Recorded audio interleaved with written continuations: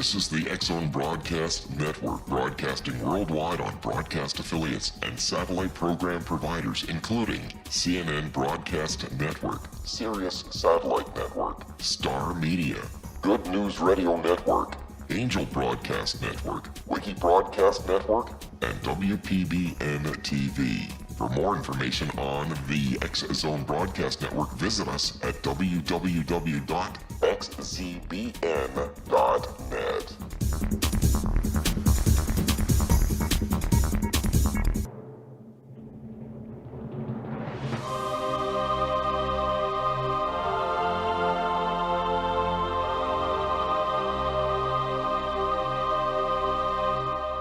The Science of Magic with Gwilda Wiyaka is largely an opinion talk show. All opinions, comments, or statements of fact expressed by Gwilda Wiyaka's guests are strictly their own and are not to be construed as those of the Science of Magic or endorsed in any manner by Gwilda Wiyaka, Relmar McConnell Media Company, its affiliated networks, stations, or employees.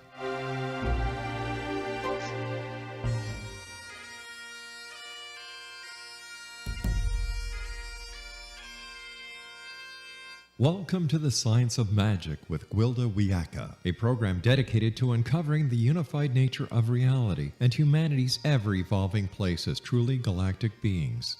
For more information on the Science of Magic with Gwilda Wiyaka, visit us online at www.thescienceofmagic.net.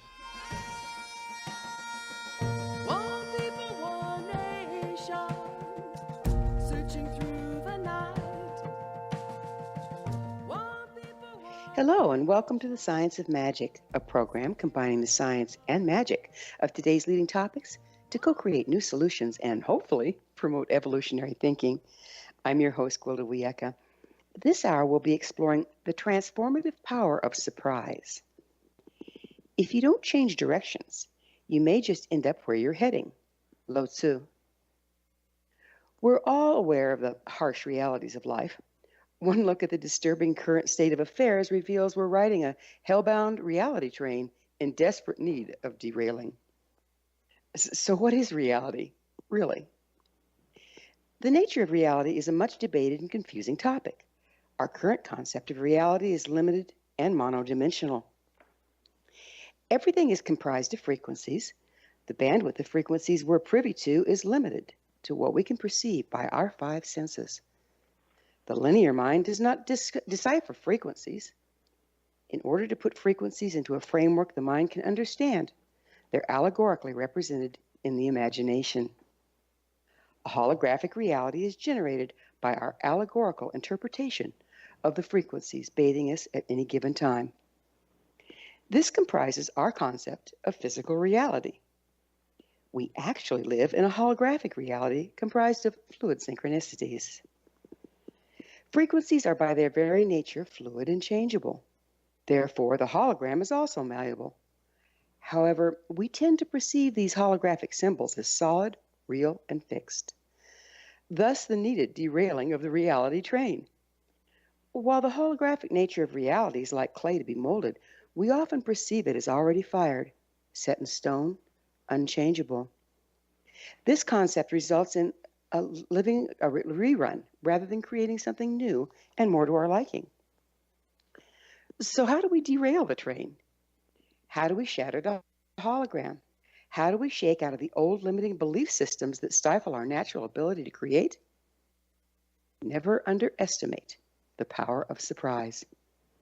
With us this hour to unveil the amazing transformative power of surprise is Deidre Hade, a mystic spiritual teacher, master healer, and visionary leader in the ancient arts of wisdom traditions. She, along with her husband, creator and producer of the film What the Bleep Do We Know, William Arntz, created the not-so-little book of surprises. Her website, DeidreHade.com. Deidre, thank you so much for joining us on the Science of Magic. Well, thank you, Gwilda. It's just so delightful to be here with you. Yeah, we should have fun with this. It's surprising. What do you think? Yeah, well, we hope. We're hoping it's surprising, yes. What exactly are the ancient arts of wisdom traditions? Well, they are really the teaching of frequency, the working with energy, the mystical and mystery school. I've studied Kabbalah and Jewish mysticism for over 20 years, and I've also had a guru in India for 12 years. And I studied the I Am material. I mean, ever since I was 16, I have been really focused on the mystery and the mystical, and bringing it all together for people to understand. That's. So, what brought you to it in the first place? Well, I was born being able to see a greater reality, experience a greater reality, such as with the angels. I had angels that would come visit me. I don't know, Gwilda, maybe I got hit on my head with a rock, but for whatever reason, I could just do this, and it pretty much lasted, come and go in phases throughout my life.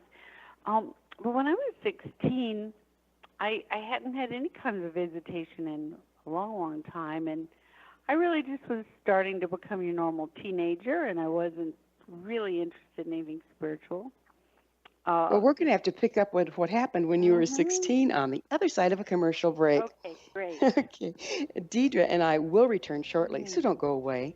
You're listening to The Science of Magic. Our current episodes are aired daily on the X-Zone Broadcast Network, xzbn.net. In service to our listeners, prior innovative episodes can always be accessed free of charge on our website, thescienceofmagic.net. The Science of Magic is proud to be produced by Relmar McConnell Media Company out of Hamilton, Ontario, Canada.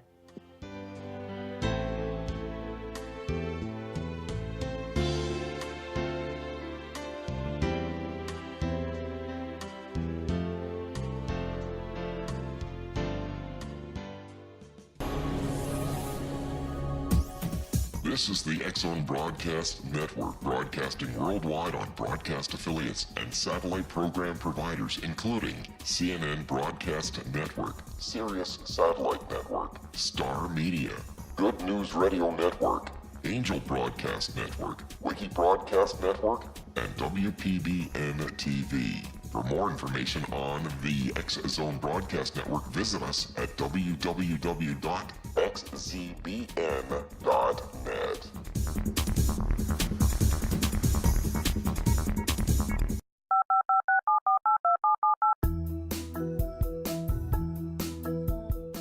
Did you know that when you're on the road with limited data or Wi-Fi, you can still listen to the X-Zone Radio Show with Rob McConnell, The Science of Magic with Gwilda Wiyaka, X-1, Dimension X, Space Patrol, and every minute of the X-Zone Broadcast Network by calling 213-401-0080, courtesy of Audio Now.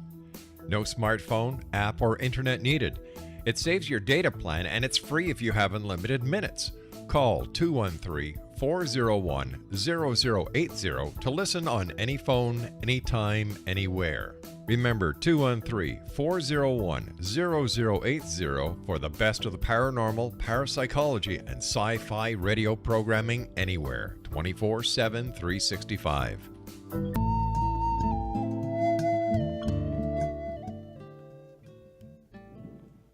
Welcome back. This is The Science of Magic, dedicated to unification and evolution of consciousness. I'm your host, Gwilda Wiyaka. Our guest this hour is the author of the not-so-little book of surprises, Deidre Hade. Her website, DeirdreHade.com. Deirdre, we were just starting to talk about what happened to you when you were 16. Yeah, so my mother was diagnosed with terminal breast cancer, and she was given a year to live.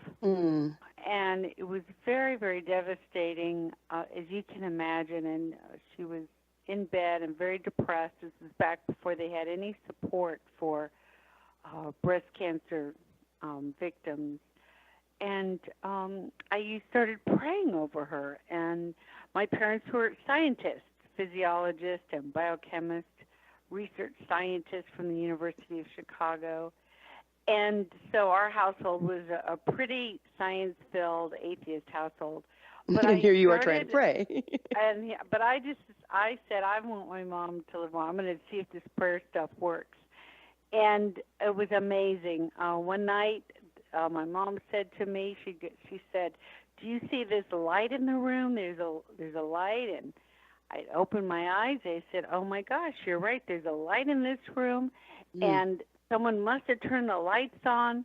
I ran around the room. Nobody had turned the lights on. And then my mother said, "Oh, my pain is gone."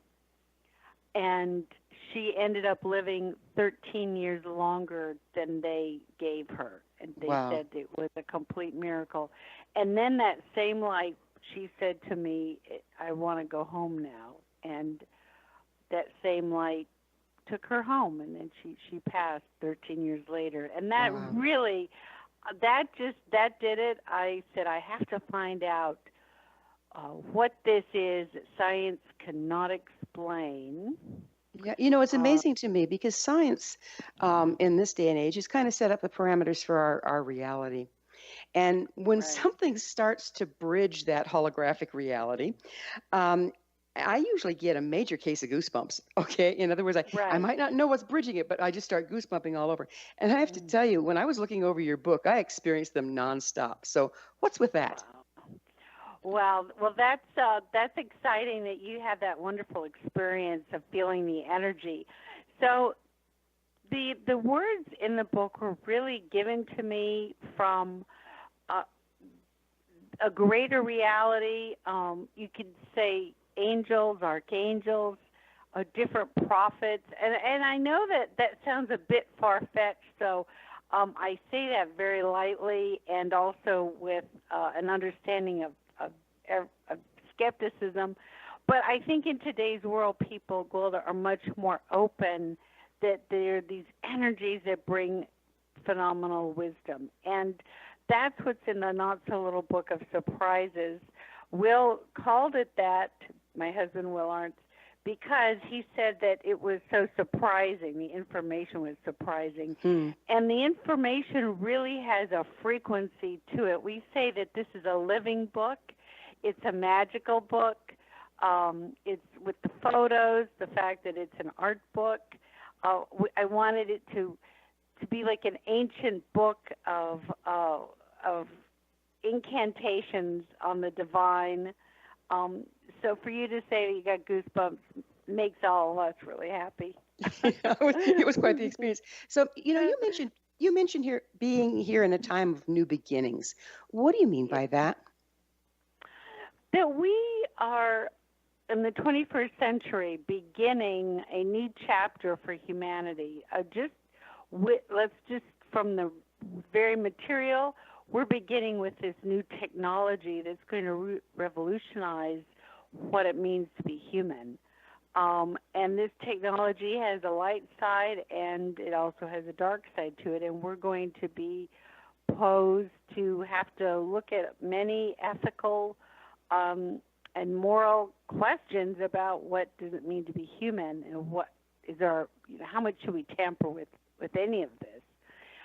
The other reason that we're at a time of new beginnings is because with this great change comes a great opportunity for us to transform consciousness, for humanity to be able to open up to an inner spiritual self, that I call that our mystic within, where we have intuition, where we have a knowingness of what's coming, where we have communication with the natural elements and can hear her wisdom. What is causing this shift at this time?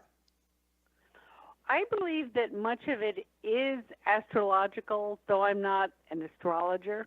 That's what I see in my visioning. I do see this great astrological shift. It's time. And the other thing is the human soul is a collective soul of one soul, meaning we have 8 billion souls here. We're all part of one soul.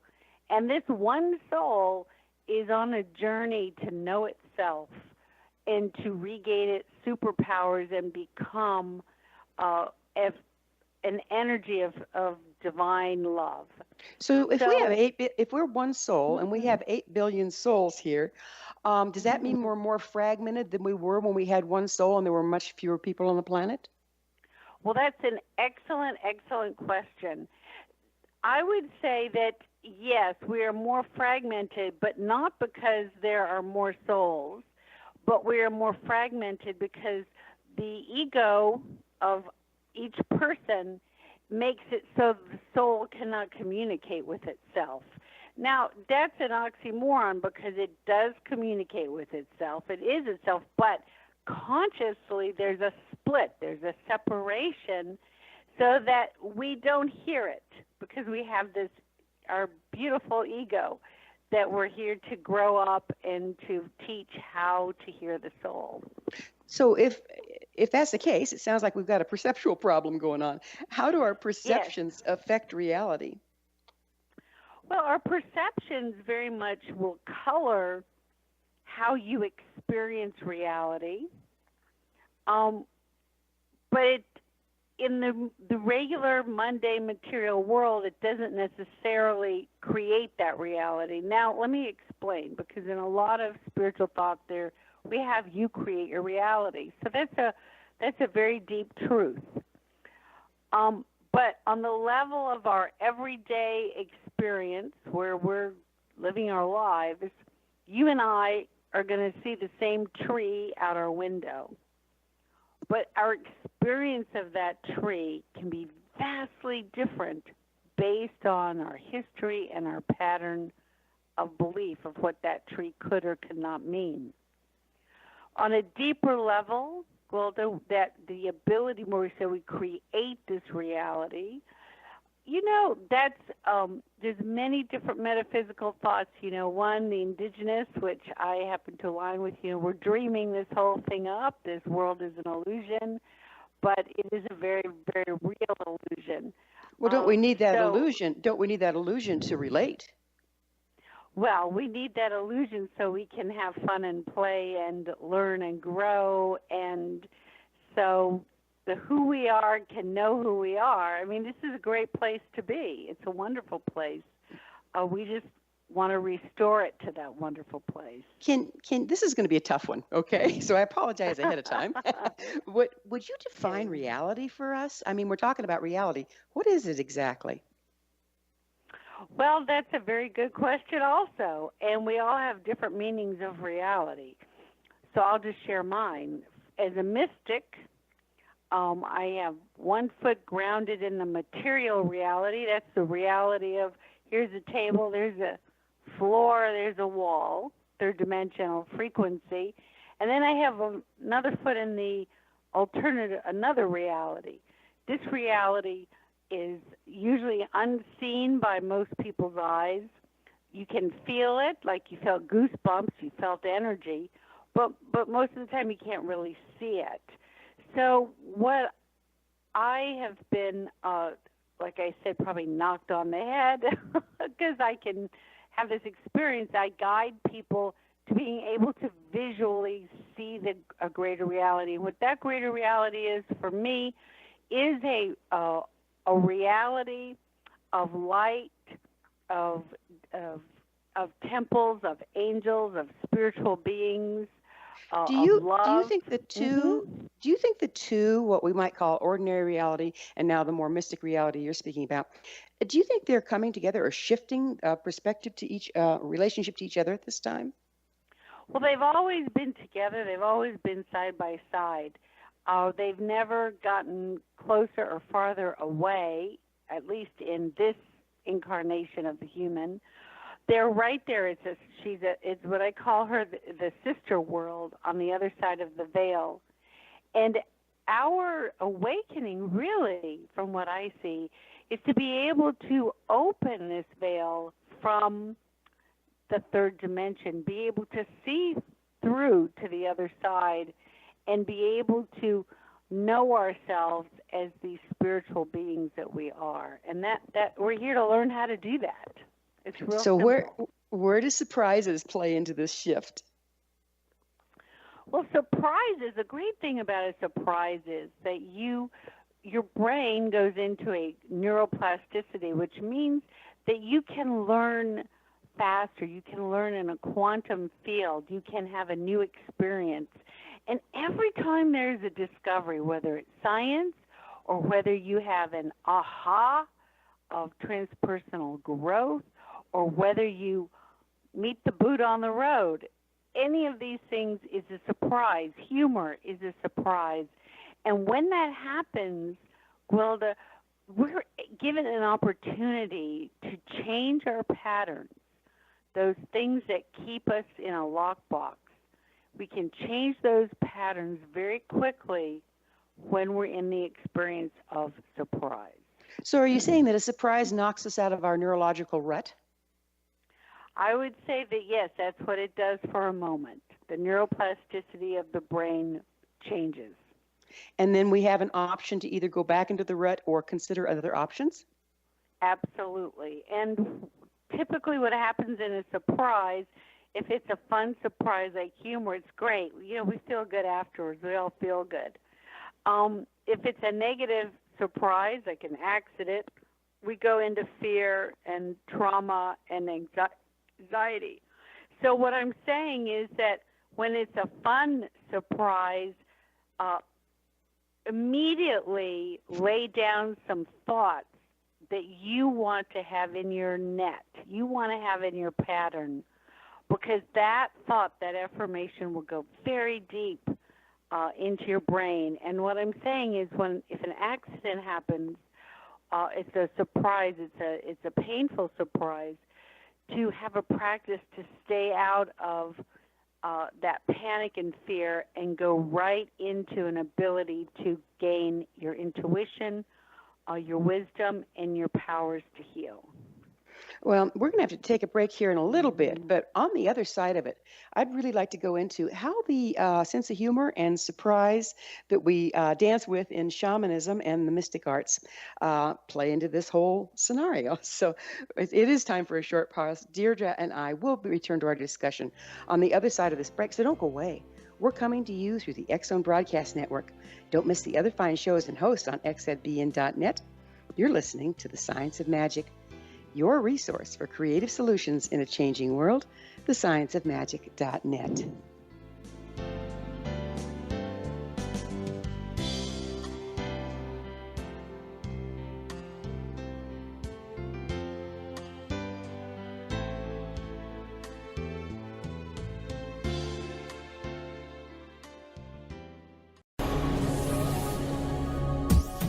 This is the TSOM Broadcast Network, broadcasting worldwide on broadcast affiliates and satellite program providers, including CNN Broadcast Network, Sirius Satellite Network, Star Media, Good News Radio Network, Angel Broadcast Network, Wiki Broadcast Network, and WPBN TV. For more information on the TSOM Broadcast Network, visit us at www.xzbn.net.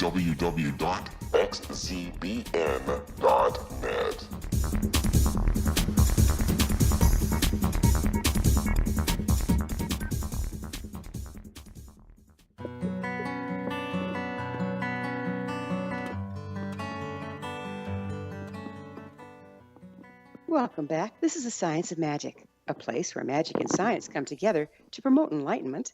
I'm your host, Gwilda Wiyaka. Our guest this hour is the author of the not-so-little book of surprises, Deidre Hade. Her website, DeirdreHade.com. Deirdre, we were dancing with surprises, and one thing that sticks in my mind is, and I've heard it from various sources, but they say never trust a shaman without a sense of humor. And you just mentioned how humor is a surprise that drives us out of all our old neurological pathways.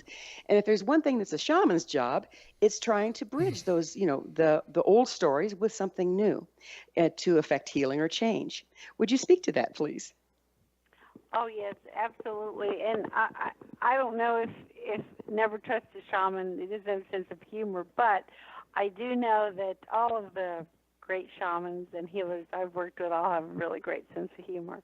I think it's part of the divine, the cosmic joke, shall we say. And once you've peered into a greater reality and you become a guide for that greater reality, like a shaman, you have to have a sense of humor because you just see the cosmic joke. You see the bigger picture of why we're here and what this suffering is all about. And the thing about working with a shaman is that you are knocked off of your, excuse me, your everyday idea of how to see reality. And that's surprising. And when you get knocked off, it can be disconcerting, but it does something very deep. It actually reorders ourselves deep in our psyche to have a wider viewpoint of this reality.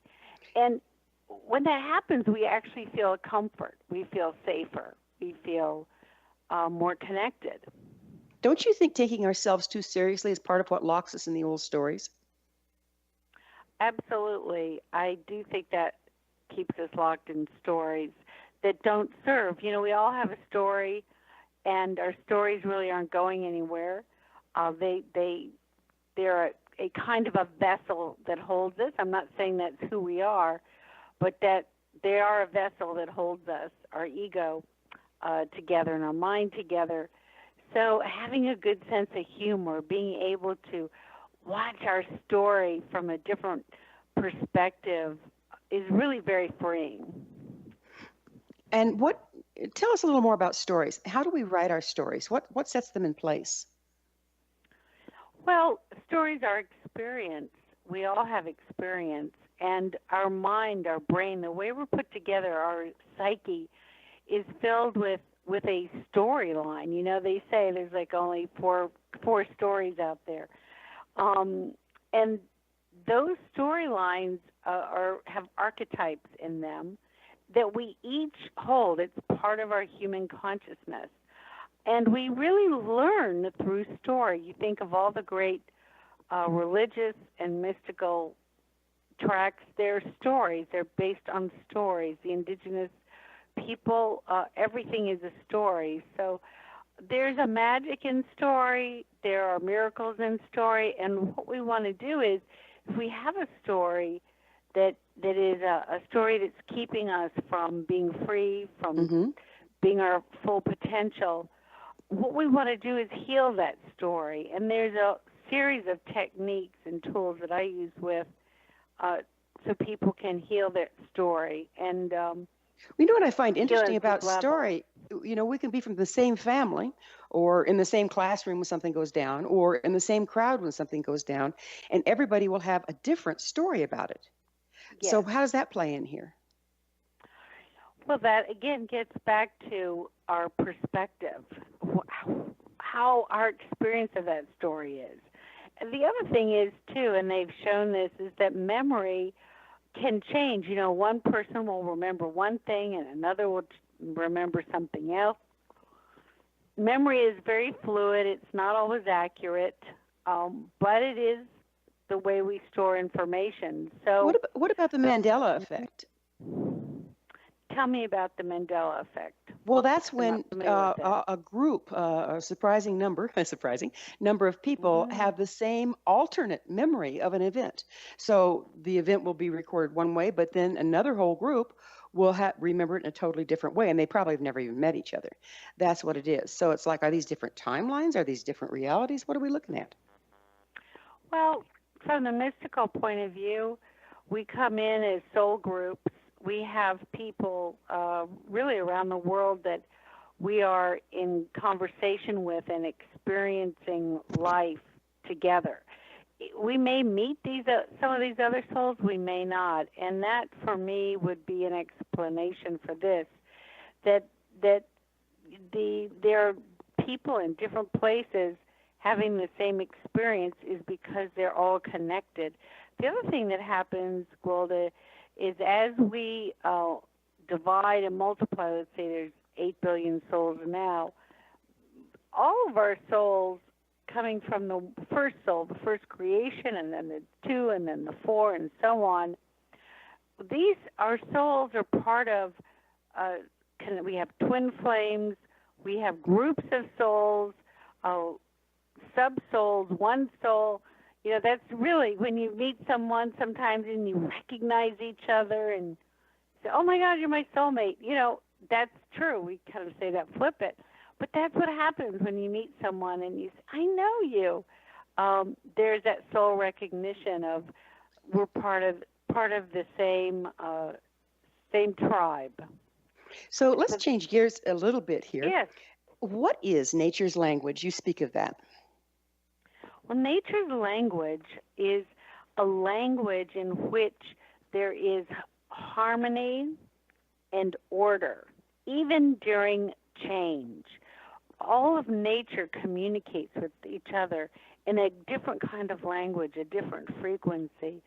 Small children, shamans, mystics, there are people in life who can actually hear nature and report what nature has to say.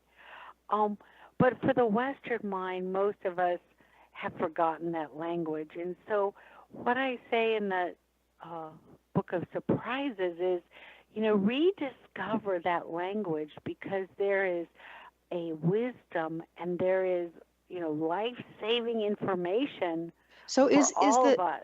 Is the language of nature a continuum? I mean, I think it's always shifting, where we're living from compartmentalized stories. So does it kind of fill the space between our stories? Well, I wouldn't say it fills the space between our stories, but I would say that it is the greater story. Nature's language is a frequency of knowingness. And when you drop into nature's language, you will know it, but you won't be able to explain it. It'll be very difficult for you to put it into words. It's a kind of knowingness of order. And from that knowingness, you will know where to move, where not to move. So if you're tuned into the order, you will sense disorder and be able to avoid it? Yes. So how can we learn to speak nature's language? Well, first thing you can do is very simply, and many people are doing this today, so we can just continue, and that is to meditate, to have a practice of mindfulness. One of the techniques I use is to when you quiet the mind, to imagine that inside of your belly there is a golden orb of light, a brilliant golden orb of light, and this golden orb is a kind of antenna with nature's language. Really feel it in your body, so that your mind is down in your belly, and you're just sitting in the middle of this golden orb. And now just practice breathing from this golden orb and going into your feeling tone. And that's where you start to know nature's language. It's a feeling tone. It's a shift in how you feel here in your body. So it's more kinesthetic and more body-centered. Yes. That would make sense, wouldn't it? Because we are physically made of the same thing as nature, yeah. It's just our minds that get in the way. Yes, the ego mind is what gets in the way, but our body has the same structure and has a knowledge the way the trees do, or the way an animal does, a sense and knowingness. There's a wisdom. It's just we don't listen. We get cut off and we don't listen to the body. So I'm saying get down into your body and feel that feeling tone of connection. So while we're talking about nature's language, let's take it out a little further. You speak of the stars as doorways. Would you go into that a little bit? Yes, absolutely. So this is a Kabbalistic awareness, and that is that every star, when you look up in the sky, we see an orb, or there's this celestial orb that's hanging, and yet what it really is a doorway that's opening into the world of light. So the perception, so that's why I say on that page, switch your perception now. Switch your perception and see, instead of orbs, stars or round orbs, see them as open holes into a reality of light. Do you think each one is different, and are they consistently different? Like, do they have personalities, if you will, or archetypical representations? Well, each star is a soul, and each star actually correlates with a soul here on the planet. We each have a star somewhere out there that is us in pure fire and pure light. And so these stars, these gateways, live in the paradox of of being a hole in the universe, an opening, and at the same time being an orb. So that is the mystical, holding that paradox between two linear concepts. We say, it can't be both. It's like in quantum physics. What do you mean, particles and waves? It can't be both. But in the greater reality, it is both. It's just our linear minds haven't quite figured out how to experience that yet. And yes, each star is also an angelic presence. Each star has an energy. The way that the patterns of the celestial bodies lay in the fabric of our universe, we see them as the zodiac. Each of those patterns are a specific energy and frequency from the worlds of light. You can meditate on them. You can meditate on a particular star or a planet, and you will feel an energy. You will feel a presence beginning to work with you. Well, we're going to have to dance with the stars a little bit on the other side of this next commercial break, and we will take another quick break. Before we pause, though, let me remind you to watch for the amazing upcoming Galactic Shamanism and Children of Tomorrow classes on www.findyourpathhome.com. Deirdre and I will be back shortly, so don't leave us now. This is the Science of Magic, your resource to altruistic professionals of science and the esoteric, working to create common ground for the betterment of our world.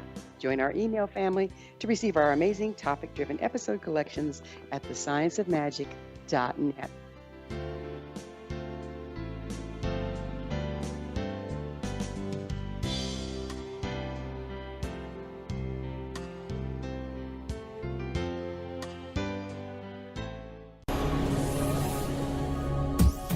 This is the TSOM Broadcast Network, broadcasting worldwide on broadcast affiliates and satellite program providers, including CNN Broadcast Network, Sirius Satellite Network, Star Media, Good News Radio Network, Angel Broadcast Network, Wiki Broadcast Network, and WPBN TV. For more information on the TSOM Broadcast Network, visit us at www.xzbn.net.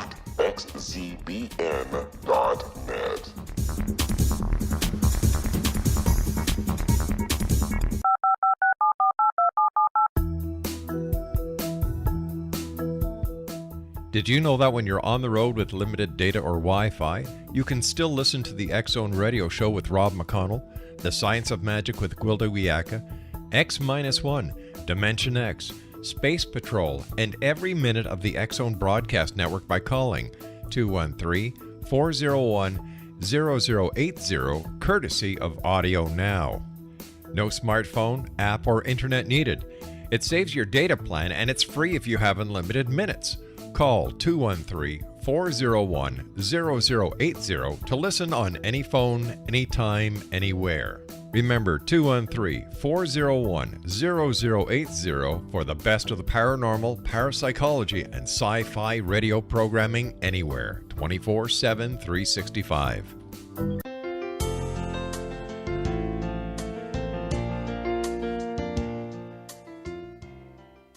Welcome back. This is the Science of Magic, bridging together gifted people of service to the world. I'm your host, Gwilda Wiyaka. What's up in your world? Email me at info@thescienceofmagic.net and suggest a topic or a guest that's on your mind. You're probably not the only one that would enjoy them. Our guest this hour is the author of the not-so-little Book of Surprises, Deirdre Hade. Her website, deirdrehade.com. Deirdre, we were talking about the stars, and one thing you said that just really kind of ignited my shamanic bones is you were talking about how each person has a star. And I don't know if you're familiar with it. They still do this ceremony today. The Lakota, that's why the Black Hills were so important to them, is they had a representation, a sacred site for each star in a particular constellation in a location in the Black Hills. There were a family line that represented each star, and someone from that family line would go, if I believe it was the equinox or the solstice, and perform a particular ceremony that had been handed down for generations. So can you link that with what you just told me about each person having a star? Oh, yes, then that's a beautiful, beautiful ceremony, but it's more than a ceremony. Really, what the indigenous people, the Lakota. I am actually, my grandmother was Lakota Sioux. The binding of the worlds, that really is the practice. Right, linking the heaven and mystical. earth, right?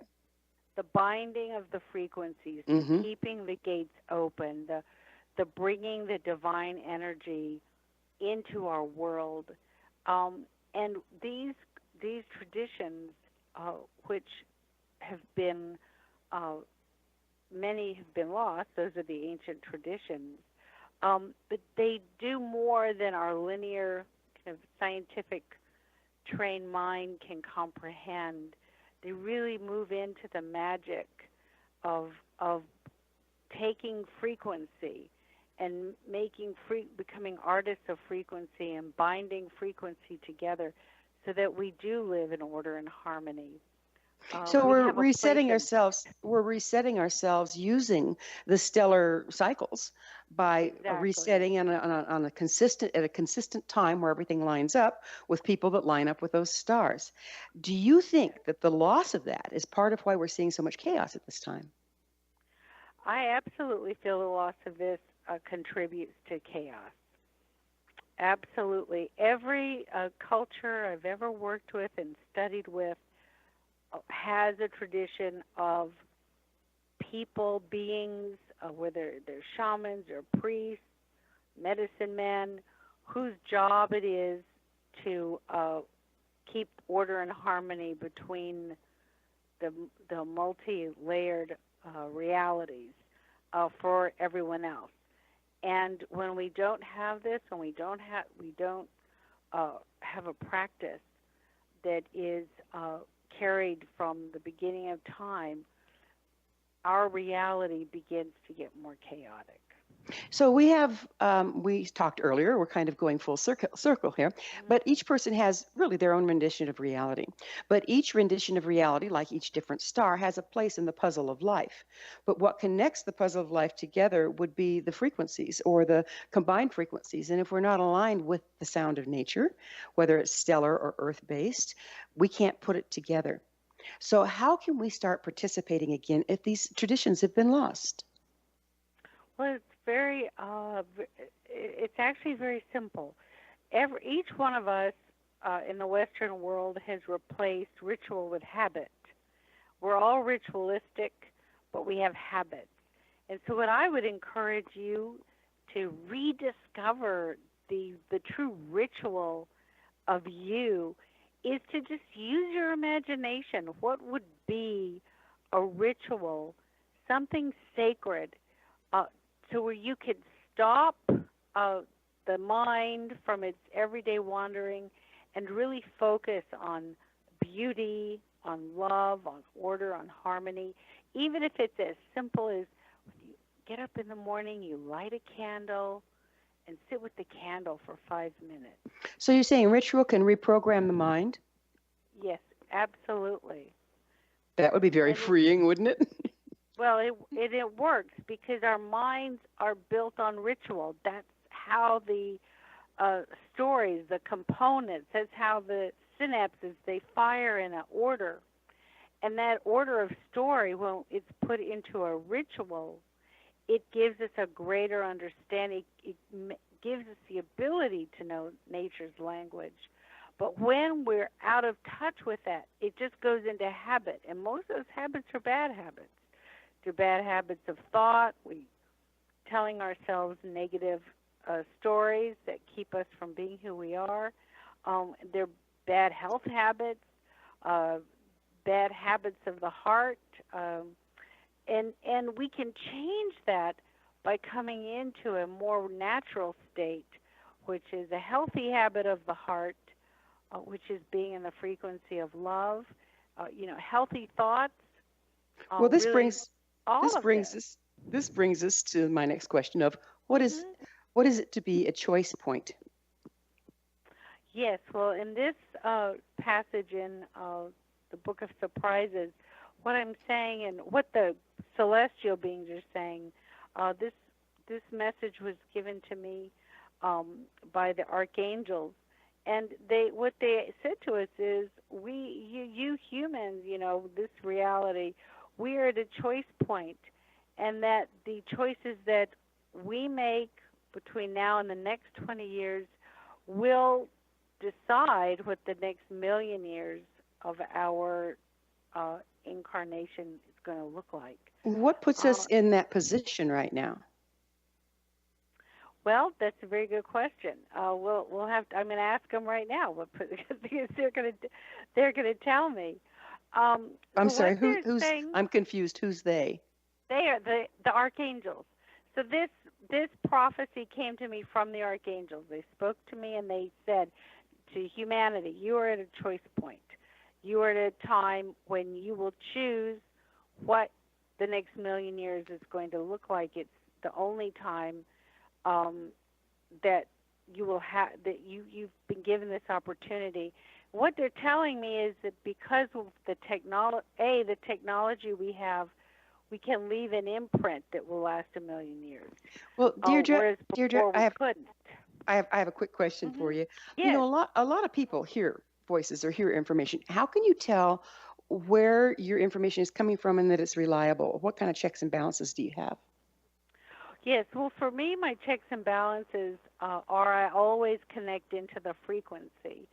And if I hear something and I'm feeling an overwhelming sense of love, if I feel completely one with all of creation, and the voice or the message to me really aligns with a greater truth. Is it love? Is it wisdom? Is it kindness? Is it caring? Is it compassionate? I know that that's a voice coming from the source of God. So if a voice comes in and, it says, here, go shoot somebody, that's not the voice of God. I don't know. He had somebody butchering his son and finally traded out for a baby lamb or something, as I recall, in the Old Testament, right? Well, let's look at this. I can't say I'm a rabbi, but I've studied mystical Torah for over 20 years. And in that story is actually a story of consciousness, where Abraham was going to, sacrifice his son. And what the story of consciousness is that God is saying to us, you've misunderstood what I said. You've heard through your own filters my voice and misinterpreted it that you are to make sacrifices that are too great, and that I'm not asking you to sacrifice. To worship me, you do not have to sacrifice.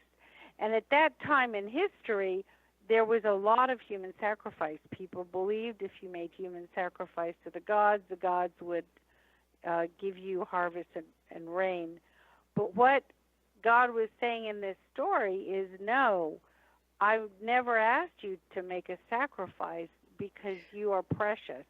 You are to serve. We've only got a couple minutes left in this segment, so I'd like you to tell us if you could offer one piece of advice for people looking for more out of life, to open up to new possibility. What would that piece of advice be?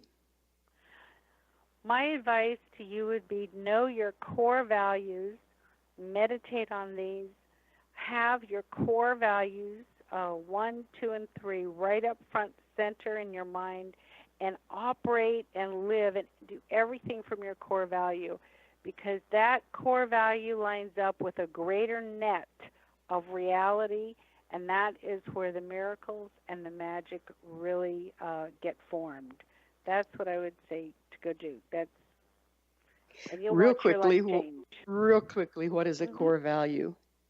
A core value would be, like my core value is to love no matter what.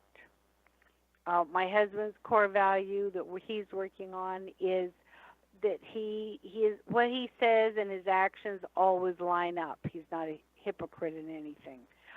Those are core values. Values are virtue, and there are virtues. Illusionary as it may be, I have yet to learn to make time stand still, and now we're out of it. Deirdre, thanks so much for coming on the show and sharing your amazing insights. Our guest this hour has been mystic, spiritual teacher, visionary leader, and author of the Not So Little Book of Surprises, Deidre Hade. Her website, deirdrehade.com. This has been The Science of Magic. Until next time, dear hearts, may you be blessed with knowledge and comforted with love and live a surprising life.